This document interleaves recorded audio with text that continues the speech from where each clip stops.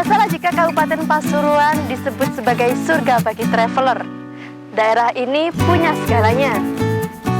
Selain kaya akan wisata yang lengkap, daerah bertaklain Pasuruan Always Fresh ini juga kaya akan destinasi wisata agro, wisata sejarah, dan juga wisata religi. Dewasa ini juga bermunculan destinasi wisata alternatif yang menyuguhkan rekreasi, edukasi, dan juga petualangan yang sayang untuk dilewatkan. Nah, Bola Warmo, mari kita sama-sama untuk menyimak liputan berikut ini. Selamat datang di Kabupaten Pasuruan.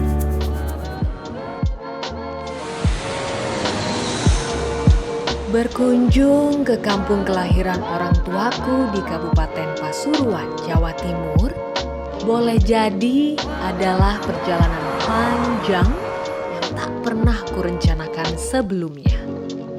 Rutinitas terjebak kemacetan di antara gedung pencakar langit yang menghabiskan energi bukanlah alasan utama. Perjalananku kali ini sengaja untuk menyusuri tempat di mana kedua orang tuaku dibesarkan.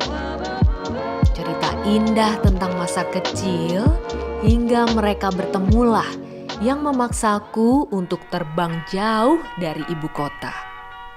Dari sinilah cerita perjalanan ingin kubuka. Disambut hawa dingin yang menggigit serta tarian kabut bak sutra, aku rela menanti terbitnya sang surya dari pos Dingklik yang jadi salah satu lokasi favorit menikmati luasnya pemandangan Gunung Bromo. Dan golden sunrise pun muncul tepat di depan mata. Wow, amazing! Sungguh sempurna mahakarya Tuhan pencipta semesta alam.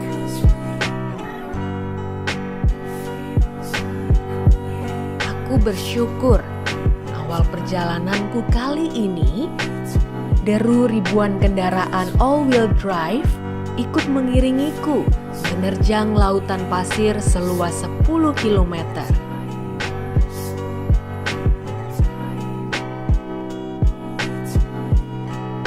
Hembusan angin yang menyapu hamparan pasir pun seakan berbisik padaku, menyuarakan kedamaian. Entah berapa banyak kenangan indah didapat jutaan orang yang pernah berkunjung ke sini. Masyarakat yang ramah juga mengantarku ke Taman Bunga Edelweiss yang kondisinya terancam punah. Kepedulian pada alam menumbuhkan semangat warga untuk menanam bunga abadi. Harapan yang sama pun dipanjatkan agar tetap semangat dalam kondisi apapun. Tak hanya itu, berbagai event kesenian dan olahraga hingga tingkat internasional pun digelar secara berkala, mampu menyedot animo wisatawan dari berbagai penjuru negeri.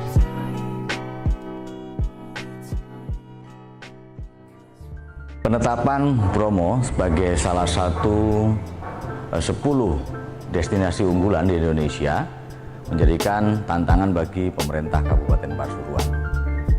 Kita akan menyiapkan beberapa wahana-wahana wisata sebagai penyangga Bromo sebagai unggulan wisata di Indonesia ini.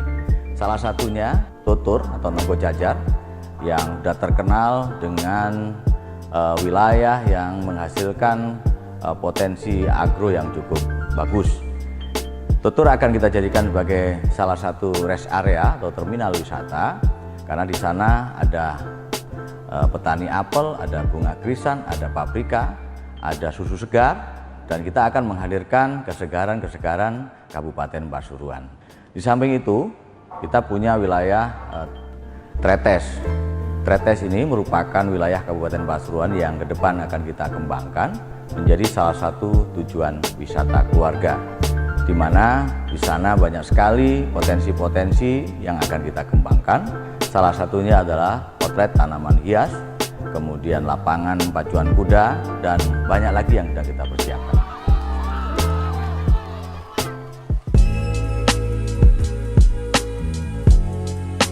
Belum puas rasanya, perjalananku disambut rindangnya pepohonan sambil menikmati hangatnya sinar mentari.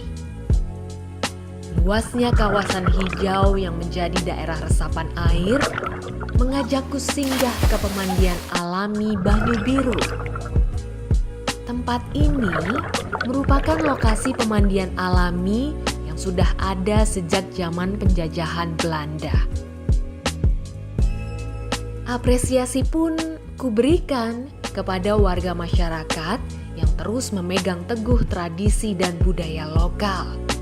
Hingga ajang lomba warga pesisir yang tujuannya agar warga tetap saling mengenal satu sama lain, juga sekaligus sebagai bekal kesiapan mereka menghadapi ganasnya ombak di laut.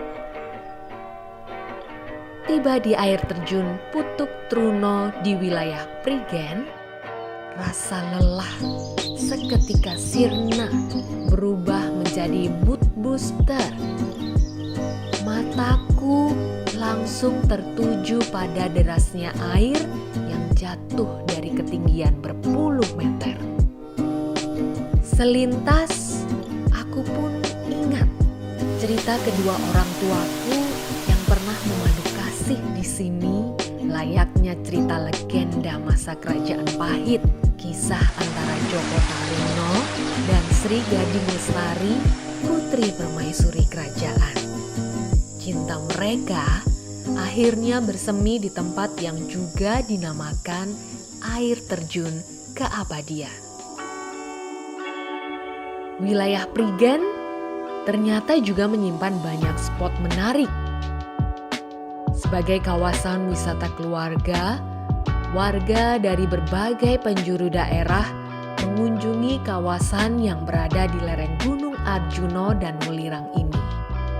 Selain sebagai wahana rekreasi, juga edukasi bagi anak-anak agar lebih mencintai alam semesta dan segala makhluk ciptaan Tuhan.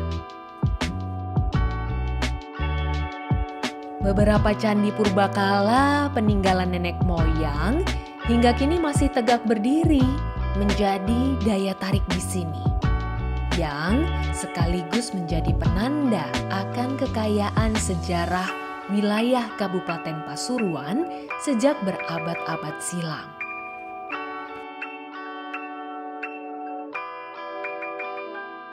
Selain kaya akan pemandangan alam, tak lengkap jika tak singgah ke salah satu ikon wisata religi, yakni Masjid Cengho. Selaras dengan namanya yang diambil dari Laksamana Cengho asal negeri tirai bambu, masjid berarsitektur Tionghoa ini sekaligus menegaskan inklusivisme ajaran Islam di wilayah Pasuruan.